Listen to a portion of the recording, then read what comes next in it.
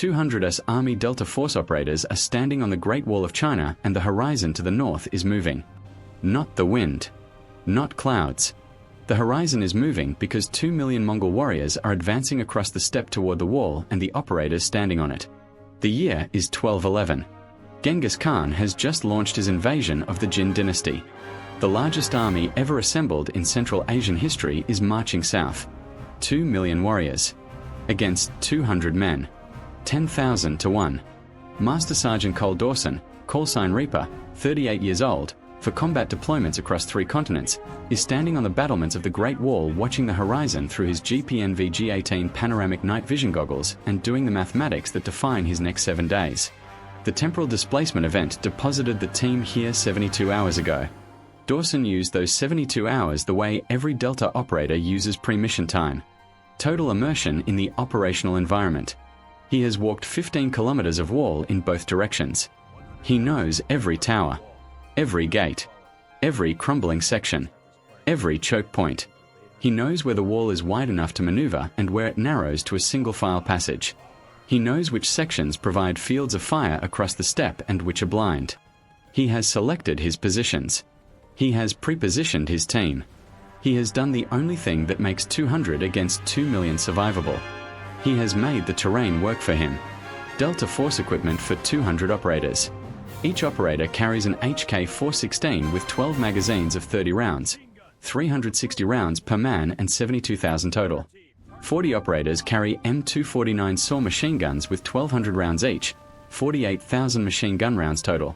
20 operators carry M110 SAS semi-automatic sniper rifles with 10 magazines of 20 rounds each. 30 operators carry M320 grenade launchers with 36 rounds each, 1,080 grenade rounds total. 10 operators carry Carl Gustaf M3 recoilless rifles with 8 rounds each, 80 total. All 200 carry M67 fragmentation grenades, 6 per operator, 1,200 total. 8 M2 HB50 caliber heavy machine guns with 1,000 rounds each positioned on the wall towers. 6 M252 81mm mortars with 60 rounds each, 360 total. 4 FGM-148 Javelin missile systems with 4 rounds each, 16 total. The Mongol army. 2 million warriors is not an exaggeration for the 1211 Jin campaign. The Mongol warrior at the peak of the empire's expansion is arguably the most capable light cavalry soldier in human history. He has been riding since age 3. He has been firing a composite bow since age 5. His composite bow has an effective range of 300 meters with lethal accuracy. He can fire 15 arrows per minute at full gallop while controlling his horse with his knees alone. Genghis Khan himself, 50 years old in 1211, has never lost a campaign. His tactical system of feigned retreat, encirclement, and coordinated multi-directional attack has defeated every enemy from the Pacific to the Caspian. He has generals of extraordinary ability. Jeeb, Subutai, Mukhali. These are not just fighters. They are military professionals whose operational art would be recognized by a modern staff officer. The Great Wall in 1211 is a functional military fortification. 6 to 8 meters high, 4 to 5 meters wide at the top. Battlements on both sides. Towers every 100 to 200 meters. The wall does something that no amount of tactical skill can fully compensate for. It converts a 2-dimensional battlefield into a 1-dimensional problem. 2 million warriors cannot all attack a wall simultaneously. They can only attack where they can reach the top. Ladders, grappling hooks, siege ramps. Every approach to the wall top funnels through the same narrow bottlenecks. Dawson has known this since he walked the wall on day 1. Day 1. Genghis Khan's advanced cavalry of 100,000 reaches the wall and makes contact. Dawson watches through his optics as 100,000 horses fill the steppe to the north. He identifies the command group by the standards and the quality of armor. The M110 snipers open fire at 800 meters. 20 snipers working in coordinated pairs on the command group. 42 Mongol commanders and standard bearers fall in 6 minutes. The advanced cavalry mills in confusion without its leadership structure. Genghis Khan personally rides forward to 800 meters to observe. He watches his command structure disappear at impossible range and processes what this means. Day 2. The main force arrives. 2 million warriors on the steppe north of the wall. Genghis Khan sends 50,000 warriors to probe the wall at 5 separate points simultaneously. 10,000 probe points spread across a 2-kilometer section of wall. Dawson has positioned his force to cover 4 probe points with machine gun fire and the 5th with mortar coverage. The M2HB 50 caliber machine guns open fire from the wall towers at 600 meters. 50 caliber at 600 meters against unarmored light cavalry is not a tactical engagement. It is physics. The probes at all 5 points collapse within 20 minutes. 7,000 Mongol casualties from 50,000. Genghis Khan receives his reports and does what he always does when a direct attack fails. He thinks. He adapts. He changes the problem. Day 3. Genghis Khan shifts to siege tactics. He brings forward engineers from a dozen conquered civilizations and begins constructing siege equipment. Scaling ladders. Grappling hooks on ropes. Siege towers. The construction takes most of the day. Dawson watches and coordinates with his mortar teams.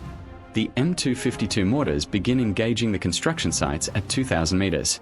81mm precision indirect fire on siege equipment construction is highly effective.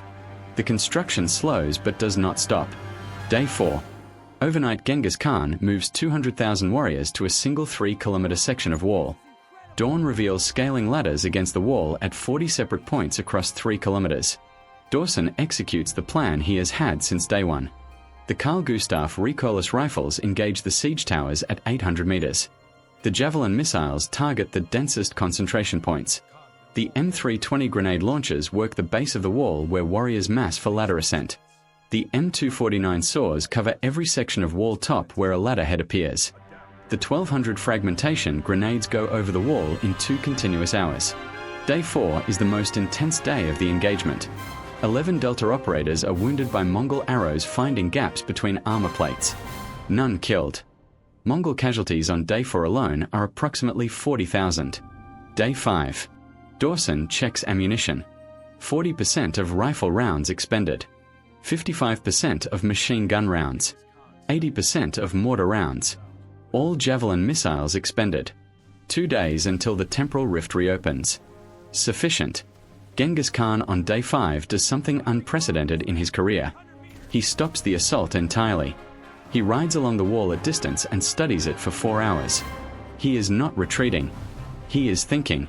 Subutai rides beside him and they speak quietly for a long time. Dawson watches through his optics and waits. Day 6. Genghis Khan tries the flanking move. He sends 300,000 cavalry on a wide arc 200 kilometers west to find the end of the defended wall section. The flanking force will take 2 days to complete the arc. The temporal rift opens in 2 days. Dawson does not pursue. He holds his position. On Day 7, the rift opens exactly as calculated. 200 Delta operators withdraw from the wall in good order and walk into the white light. Genghis Khan arrives at the wall 40 minutes after the rift closes. He walks the battlements alone. He finds the shell casings, the grenade spoons, the empty Javelin tubes. He picks up a 50 caliber casing and holds it for a long time. The flanking force completes its arc and finds nothing. Genghis Khan's invasion of the Jin dynasty is delayed by 7 days. 7 days that change the logistics of the entire campaign. Final count. Delta force killed 0. Wounded 11. Mongol casualties approximately 80,000 of 2 million. 4%. Vote right now. Option A. 5 Navy destroyers versus the entire naval fleet of ancient Rome. Option B. 1 Marine battalion versus the full army of Alexander the Great at Gaugamela. Like the video. Subscribe. See you on the next battlefield.